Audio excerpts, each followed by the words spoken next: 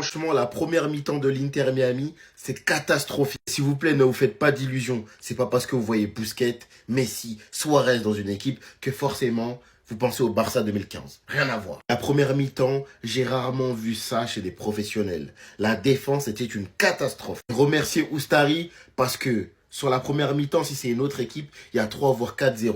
Mention spéciale à lui parce que c'est lui qui leur permet de rester dans le match avec cette parade sur le penalty. Derrière, en seconde mi-temps, les rôles s'inversent. L'Inter Miami domine, se crée des occasions, mais il tombe également sur un mur. Al-Shenawi aussi qui fait une grosse deuxième mi-temps. Clairement, c'était la bataille des gardiens aujourd'hui. Pensez pas à me sortir le nom de Messi. Mettez de la lumière sur les gardiens qui se sont illustrés. Même si Messi, ça a été l'élément le plus dangereux du côté de l'Inter Miami. Parce que c'est Messi, voilà. Mais il faut se le dire. Ces deux équipes-là n'ont pas du tout le niveau. Si tu prends un Porto, un City, un Dortmund, on va même pas aller loin. Je vous dis la vérité, hein. Si jamais ils passent les poules et qu'ils tombent contre une équipe vraiment sérieuse, ça prend des scores, les gars. Je pense que même sur FIFA, on n'a jamais vu ça. 4 heures du matin. 4 heures du matin. Je suis resté réveillé pour garder Lionel Messi, Luis Suarez. Et je me retrouve devant Oustari et El Shenawi. T'es-tu fou? J'ai allumé ma télé pour voir cet homme illuminer ma soirée. 4 joueurs du Barça à l'Inter Miami. Plus un coach, ancien joueur du Barça. Bien sûr que c'est l'équipe que je supporte. Derrière, je vois El Shenawi qui sort une frappe à la 95e de Lionel Messi. Je le vois faire une parade de malade mental. Et alors lui, mais MDR, allez juste voir l'action où il fait cet arrêt. MDR, j'ai pas vu ça depuis l'arrêt de Neuer sur le pétard de CR7. De toute façon, c'est simple. 6 arrêts, un penalty arrêté. Non, vous rêvez pas. 6 arrêts, un penalty arrêté. Et cette action, vous avez vu le score du match? C'est 0-0. Expliquez-moi, elle est passée où? Non, en vrai, de toute façon, il a été élu homme du match et il l'aurait clairement pas volé. C'était les 2 MVP aujourd'hui. J'aurais jamais cru penser dire ça un jour. Mais merci à ces gardiens, qui étaient les meilleurs joueurs du match. Ah, choc, on va s'amuser pendant cette Coupe du Monde des clubs.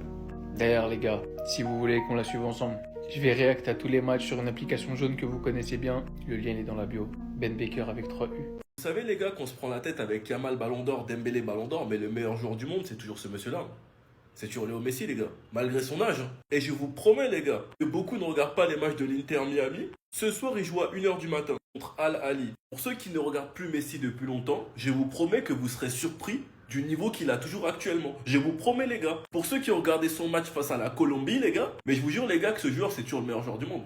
Les gars, je suis très sérieux, c'est toujours le meilleur joueur du monde. De savoir qu'on va pouvoir vivre une compétition où il y aura Jordi Alba, Suarez, Messi, Busquets, les gars, mais je suis le plus heureux. Et franchement, les gars, profitons. Après, moi, les derniers matchs que j'ai vus de Suarez, il était dans un sacré état, il avait du mal à courir, donc je pense que ce sera un peu drôle. Et je vous promets, les gars, que la forme de Messi durant cette Coupe du Monde des clubs, ça nous donnera une idée de ce que Messi sera capable de faire durant la prochaine Coupe du Monde. Parce que beaucoup enterrent l'Argentine, mais je vous jure que l'Argentine, c'est l'une des meilleures nations du monde actuellement. Faut vraiment les voir jouer pour comprendre. Enfin bref, en tout cas, cette Coupe du Monde des clubs, elle me hype de ouf. Beaucoup nous vannent parce que nous, on est dans le groupe de ceux qui vont regarder. Mais personnellement, moi, je suis heureux de pas la jouer. Quand en septembre, vos joueurs vont commencer à se tenir la cuisse, les gars, faudra pas bouder. Parce que c'est une dinguerie à quel point les joueurs vont enchaîner, sachant qu'il y a la Coupe du Monde à la saison prochaine. Et qu'on a très bien vu comment le nouveau format de la Ligue des Champions, c'est trop cardio. Enfin bref, demain, il y a Messi qui joue. Il y a le PSG contre l'Atlético. Je suis grave hype. Sinon, vous, les gars, vous en pensez quoi? Enfin, nous, sur ta passé, on s'ennuie. Ce que je viens de voir en Coupe du Monde des clubs, je demande pardon à tous les joueurs européens que j'ai traités de nuls cette année. On se rend pas compte du niveau technique qu'on a tous les week-ends. Le fait d'avoir des changements d'ailes parfaits, des belles prises de balles, des beaux contrôles. Mais Messi, il doit les voir comme des ploucs ses coéquipiers. Tellement il a craqué, il a tenté 2 corners rentrants d'affilée. Et tout ça en moins de 3 minutes. Et guetter le retour défensif, je l'ai jamais vu faire ça ni au PSG ni au Barça. Ça c'est vraiment quand tu craques, t'as envie d'aller chercher la balle tout seul et de remonter tout le terrain. Avec tout le respect que j'ai pour Trezeguet, très grand joueur égyptien. Dans quel monde il s'est dit que son grand pont de boucher il allait passer là? Je vais être honnête avec vous, j'avais jamais regardé un match de l'Inter Miami et encore moins d'Al Ahly. Ça m'a juste fait réaliser que le football européen c'est un pur bonheur et qu'on est très dur avec les joueurs. Regardez la tête Arsène Wenger s'il vous plaît. Moi je sais lire sur les lèvres. Il est en train de dire à Beckham, c'est ça que vous nous avez vendu pendant des mois. Pour ceux qui vont dire que je suis un rabat-joie, que je suis un hater, je suis désolé les gars, mais j'ai vraiment regardé le match comme Mascherano. Après s'il y a 2 trucs positifs à retenir, c'est la performance du gardien de l'Inter Miami et la caméra sur l'arbitre, c'est vraiment pas mal. À la base j'étais dans une optique où je me suis dit on va avoir des petites équipes se révéler, des nouveaux talents. On va pas juger sur un match, mais de ce que je suis en train de voir, on va voir que des scores de tennis, hein. J'attends les grosses équipes là. J'aurais bien bien aimé voir Cristiano Ronaldo et Al Nasser dans cette compétition, juste pour vérifier un truc par rapport à la Ligue 1. Après les gars, on rigole, j'espère qu'il n'y a pas des coincés qui vont venir me dire je sais pas quoi. Je vais pas vous faire une analyse du match, il n'y a pas grand chose à dire. Faites pas les mythos, c'était pas le meilleur match de votre vie. Hein. Parce que je commence à connaître Internet et je sais qu'il y a des gens qui vont venir me faire croire ça dans les commentaires. Ouais, je vais faire le cauchemar maintenant, à côté. Pour revenir au match vite fait, voilà, à la Ligue, ils étaient normalement, l'Inter Miami, on n'en parle plus. Après, tu as un gardien aussi, les deux gardiens, parce que l'Inter Miami, le Boug, il était chaud en première période. Par contre, à l'aller, le Boug aussi, voilà, il était très très chaud en seconde période. Il y a une action même en fin de match de Léo, où je crois il enroule, il cherche un peu côté opposé, tout ça. Mais enfin, il touche un peu du bout des doigts, bat transversal. Ouais, et à la fin, il y a la tête du défenseur Flacon. Bref, voilà, donc franchement, j'attends mieux. J'attends mieux de cette compétition. J'espère que demain, on va se régaler. Il y a PSG, Atlético. Voilà, j'ai envie de voir. C'est vrai que j'ai envie de regarder du football, mais là, voilà, football quand même de niveau. Tu vois, le match pourrait continuer jusqu'à demain, aucune équipe n'allait marquer. Bon sang. Je sais pas à quelle expérience sociale j'assiste sur DAZN là, mais si vous étiez en train de dormir pendant ce Inter Miami Al Ahly, vous avez bien fait. Parce que vraiment, ce match d'ouverture de la Coupe du Monde des clubs, eh ben c'est bien gaze. Sincèrement, je ne sais pas qui est le plus nul entre la défense de l'Inter Miami, qui s'est fait prendre à chaque action offensive d'Al Ahly, vraiment, le moindre appel en profondeur douteux y passait, et les attaquants d'Al Ahly qui ont raté un nombre d'occasions, mais c'est lunaire. Et j'ai pris cette action-là parce que vraiment c'est lunaire. Dites-vous que le latéral de l'Inter Miami, là, Frey, il était quasiment à hauteur de son gardien, un peu plus avancé. Le mec, il a un attaquant de pressing qui vient sur lui. Le mec tente une roulette. Bien sûr, il se rate parce que ce n'est pas Juan Fran Prime. Il se rate complet. Supplément derrière, il commet une faute, bien évidemment. Je vous jure, j'ai l'impression de regarder un match de district. C'est pas une vanne. Mais je peux jurer que quand je vois ce que je vois ce soir, mes Porto, quand ils vont affronter Miami, ils vont en faire qu'une bouchée. Ça va être violent. Hein. Sinon, côté Al Ahly, bah, ça jouait plutôt bien. Enfin, moins pire que l'Inter Miami, on va dire. Mais la finition, mais j'ai l'impression d'avoir 3 Morata en pointe. Je déconne même pas. Le penalty, il est moratesque. Mais bon, très aigué quand même. 4 pénaux ratés sur 10, à un moment, faut laisser l'exercice à quelqu'un d'autre, quoi. Ça fait une semaine que je me bagarre, que j'attends cette compétition à fond. Et le match d'ouverture qu'on me sert, c'est celui-là. Ça pose une question surtout, les gars. Et on va avoir la réponse très rapidement. Parce que oui, ça fait qu'un match, hein, on va pas tirer de conclusion. Mais la question qu'on va se poser, c'est de savoir si jamais il y a un fossé qui peut être énorme entre les clubs hors Europe et les Européens. Parce que malgré tout, le niveau ce soir, ça fait longtemps qu'on n'avait pas vu, nous qui regardons la plupart des matchs européens, un niveau aussi bas. Soyons honnêtes. Et Dieu sait, vous me connaissez, j'aime pas critiquer les équipes en général.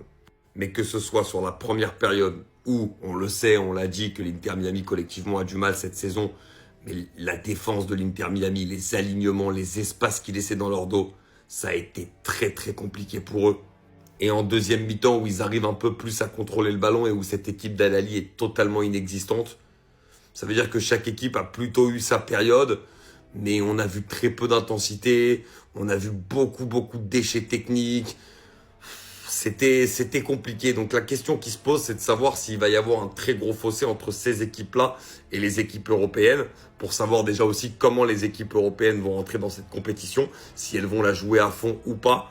Mais très clairement, le premier match qu'on a vu, le niveau, c'était quand même compliqué. Déjà, l'image résume le match. Parce que le niveau que Lionel Messi nous a fait sortir ce soir, franchement les gars, Lionel Messi, c'est un coach triche. Réellement, c'est un coach triche. Le match d'ouverture de la Coupe du Monde des clubs qui opposait l'Inter Miami de Lionel Messi et Al Ahly, le club le plus titré d'Afrique, s'est terminé sur un score nul. Le match a commencé sur une domination de l'Inter Miami par la possession de balle jusqu'à ce que Al Ahly se réveille et met un pressing constant sur l'Inter Miami qui a abouti à un penalty. Malheureusement, Trezeguet, le joueur de Al Ahly, manque le penalty. Oscar Alfredo Ustari, le gardien de l'Inter Miami, finit par être homme du match à cause de ses importants arrêts pendant le match. Franchement, là, il a vraiment sauvé l'Inter Miami car Al Ahly avait des occasions franches de but qui n'a pas été concrétisées à cause du gardien de l'Inter Miami. Dans ce match, tout le monde attendait un homme, Lionel Messi. Franchement, Al Ahly a mis un bloc, un système défensif sur Lionel Messi. Franchement, en premier mi-temps, Messi n'avait pas accès au ballon car le pressing était vraiment constant et dur. Comme vous pouvez le voir sur cette image, Messi était attaqué minimum à 3 à 4. Même à 37 ans, Messi est toujours aussi monstrueux balle au pied à partir des 20 derniers mètres car il a fallu une seule occasion en premier mi-temps pour toucher la barre transversale. Rendez-vous compte que Lionel Messi a fait rêver tout le monde yeux écartés parce qu'avec ce coup franc qu'il a déposé, tout le monde pensait que c'était marqué, pourtant c'était juste le petit filet. Regardez cette vidéo. L'Inter Miami à la deuxième mi-temps a complètement renversé le match, a mis un pressing constant jusqu'à la fin du match. Vers les dernières secondes, Lionel Messi a voulu mettre le but parfait pour l'ouverture de la compétition. Mais le gardien de Al-Ahly, franchement, a empêché plusieurs fois l'Inter Miami d'ouvrir le score. Le plus surprenant, le plus impressionnant, regardez-moi ce tir de Lionel Messi. Regardez là, devinez où le tir termine. Regardez, sur la barre transversale. Regardez où vient se terminer la balle sur cette action. Lionel Messi a vraiment choqué tout le monde sur ce tir. Ce tir était vraiment imprévisible et impensable. Tellement tout le monde était choqué. Regardez-moi la réaction des joueurs de Al-Ahly et de l'Inter Miami. Regardez, tout le monde a attrapé sa tête. Parce que ce but-là, ce tir-là, venait tout droit d'une autre planète. En résumé, ce match nous a donné beaucoup d'émotions, beaucoup de sensations. Tout le monde se demande ça sera quoi pour les autres matchs. Déjà, j'espère que tu as abonné, tu as liké, tu as mis un favori et que tu as partagé à tout le monde. Tout le monde doit voir le niveau de Lionel Messi à 37 ans. Je ferai tous les débriefs des grands matchs de la Coupe du Monde des clubs. Parce que là, c'est très chaud.